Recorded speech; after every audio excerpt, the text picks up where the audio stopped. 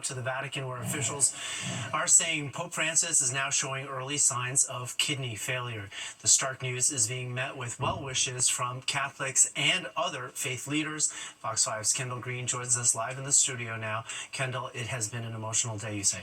Hey, good evening, Arthur. All night there was a constant flow of heavy hearts here at the St. Patrick's Cathedral, and basically they were hoping that there would be some type of heading in and out of St. Patrick's, where of course the majority of thoughts and prayers are centered on the fragile health of Pope Francis.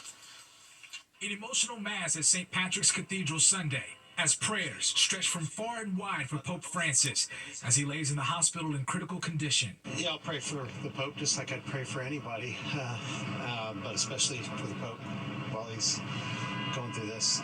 Well, I'm going in now to pray for him.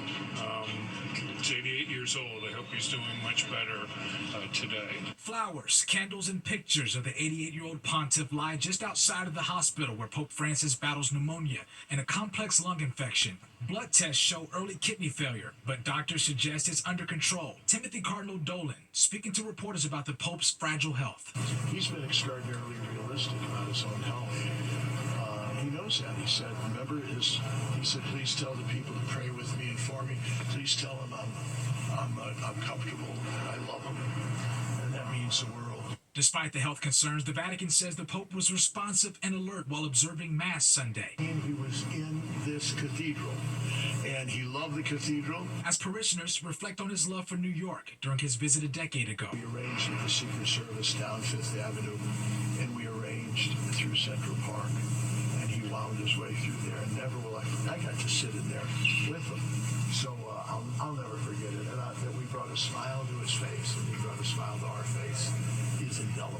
There's still hope Pope Francis' health makes a turn for the better, but the concerns are equally serious as he nears his 12th year mark as a Supreme Pontiff later next month. So I worry about him as I would my own father, because he is our Holy Father. Those who are Catholics, we should all be praying for Pope Francis, because when he became the Pope, the first thing he said, I cannot do it alone. I need your prayers. Now, Pope Francis shared a message on X saying, I have recently received many messages of affection, and I've been particularly struck by the letters and drawings from children. Thank you for your closeness and for the consoling prayers I have received from all over the world. Now, meanwhile, the hope across the globe tonight, of course, the Pope's health makes a turn for the better. Arthur? Absolutely. All right. Thank you very much, Kendall. Well, joining us now to discuss the health of Pope Francis is St. John's University Chair and Associate Professor of Theology and Religious Studies, Reverend Patrick Flanagan. Reverend, thank you so much for being us. Let's jump in here. While medically, Pope Francis is in critical condition, battling pneumonia, has a complex lung infection, and now kidney failure is in the mix, the Vatican says he's alert, responsive, and attended Mass today. Through your experienced eyes, what's the expectation, that he'll bounce back, or do you agree with what Cardinal Dolan said today, that the Pope is, quote, probably close to death? Father, we don't know. Reports that are coming out of Gemelli Hospital by the doctors are rather, which call it stark and realistic. But at the same time, we cannot lose hope. I mean, that's a fundamental virtue of our Christian faith. And even this Jubilee year where we proclaim spes not confunded, hope does not disappoint. And this is a man who has guided the church almost 12 years now. And it's been a phenomenal journey with him and as our leader. And what is remarkable about him, Arthur, is that in many of his talks and many of his homilies, many of his speeches, he's often spoke about suffering as a transformative experience. And I think many of us who have been sick know that experience.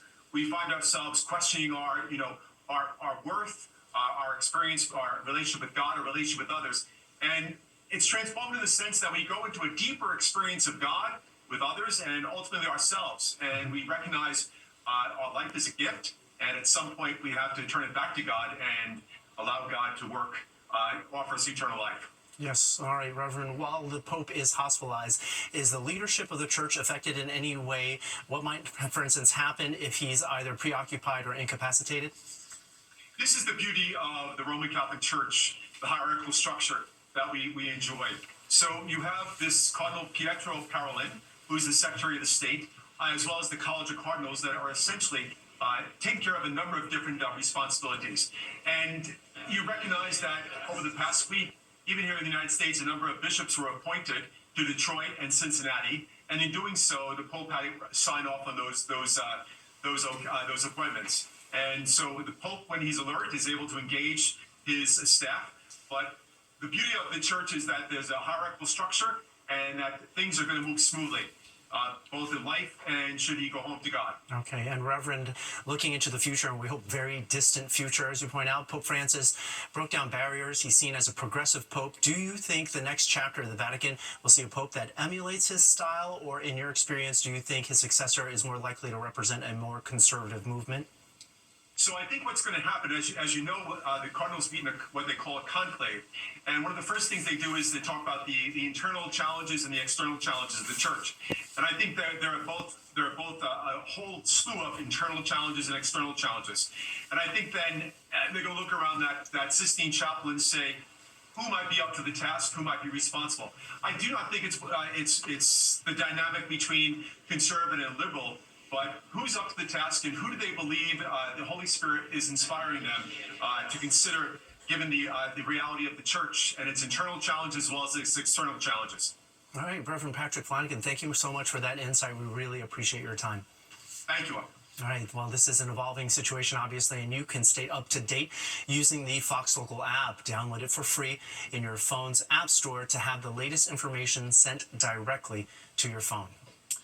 Passengers on an American Airlines flight from Governor Hochul talking about her meeting with President Trump today on CBS News' Face the Nation. Hochul said she was upset Trump called himself a king when saying he was killing congestion pricing. The governor says the point of the meeting was to show Trump data on how the tolling program is already working to reduce congestion in the most jammed parts of the city. The MTA and the governor have filed a lawsuit to keep congestion pricing in place.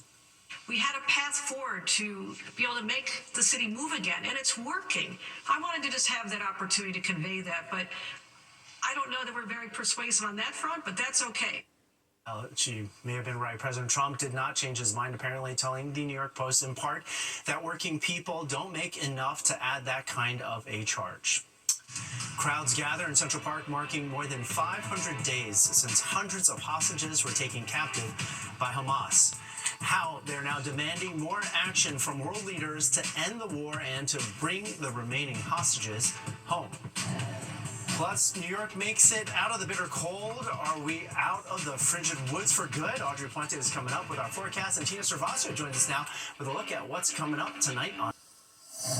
Good evening, everyone. Well, we had a really nice finish to our weekend. Temperatures were above average across the tri-state area, including Central Park, which reached a high of 46 degrees earlier this afternoon. That was at about 4 o'clock. This morning, we start off at 34. That was actually after midnight, and the average high is about 44 degrees, and it looks like we're going to stay above that for the next several days. So it's a nice switch from this last week where we were below average for the majority of the week. In fact, the last time we were above average was exactly 1 week ago, when last Sunday, we had a high temperature of 47 degrees. Right now we're sitting at 43 in Central Park, pretty nice at this late hour. 43 also in Newark, it's 37 in Belmar, same for you in Islip. Up to the north in Bridgeport, it's 39 degrees. We're at the freezing mark in Poughkeepsie, it's 30 degrees over in Monticello, and most of these numbers are running milder than they were at this time yesterday. Winds, not too bad. They're relatively light. They'll stay that way for the rest of the evening here.